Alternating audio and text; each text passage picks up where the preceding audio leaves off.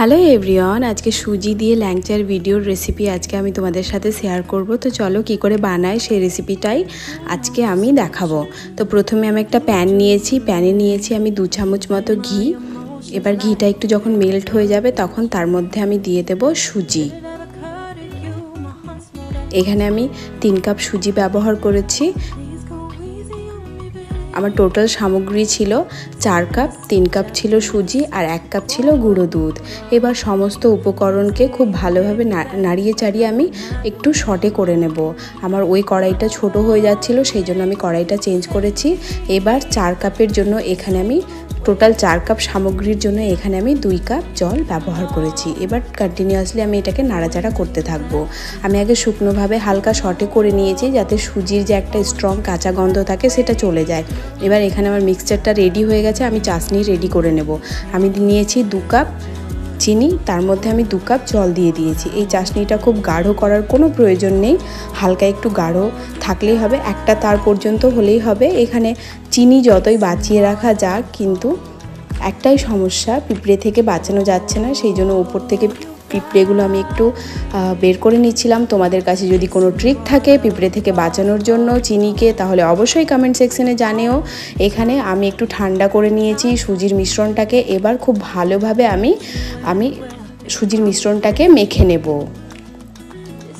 একটু হাত দিয়ে মেখে নিলে এটা ফ্লাফি অ্যান্ড খুব সুন্দরভাবে নরম হয়ে যায় এবং মিষ্টিগুলোও খুব ভালো হয়। সেই জন্য একটু হাতে ঘি লাগিয়ে আমি আগে মথে নিয়েছি, তারপর একটু হাতে ঘি লাগিয়ে ছোট ছোট ডো কেটে আমি ল্যাংচার শেপ দিয়ে দেব।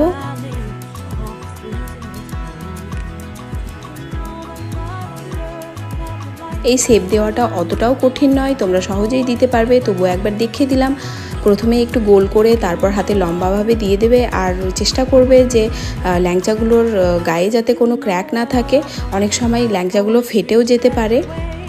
আর একটা জিনিস আমি বলে দিই, সুজির মিশ্রণটা একটু নরম করে করবে, নইলে মিষ্টিগুলো কড়া হয়ে যেতে পারে।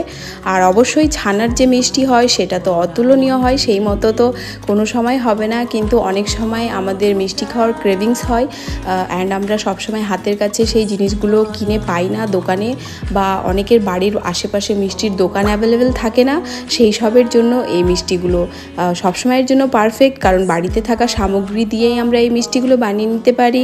তো এখানে আমার ল্যাংচাগুলো ভাজা হয়ে গেছে। এবার গরম চিনির শিরা, আমি একটু ফুড কালার ব্যবহার করেছিলাম, চিনির শিরাটা খুব গরম ছিল, সেই গরম চিনির শিরার মধ্যে আমি মিষ্টিগুলোকে ডুবিয়ে রেখে দিলাম। এবার আমি আধ ঘন্টা ডুবিয়ে রেখে তারপরেই তোমাদের দেখিয়ে দেবো। কিন্তু হ্যাঁ, তোমাদের আমি এটা বলবো যে গোটা রাত ডুবিয়ে রাখলে চাশনিটা খুব সুন্দরভাবে শুষে নেয়। আধ ঘন্টা পরে চলো ফিরে এসে তোমাদের আমি দেখিয়ে দেবো। এখানে একটু মিষ্টিটা গরমই ছিল, সেই জন্য আমার হাতে ধরে তারপর আমি ছেড়ে দিয়েছিলাম, কারণ গরম ছিল একটু। আর তারপর আমি একটা তোমাদের কেটে দেখাচ্ছি। মিষ্টিটা সুন্দর হয়েছিল, ফ্লাফি হয়েছিল, আর ভিতর অবধি চাশনিটা গেছিলো। তোমরা অবশ্যই বাড়িতে ট্রাই করে দেখো, আশা করছি তোমাদের খুব ভালো লাগবে।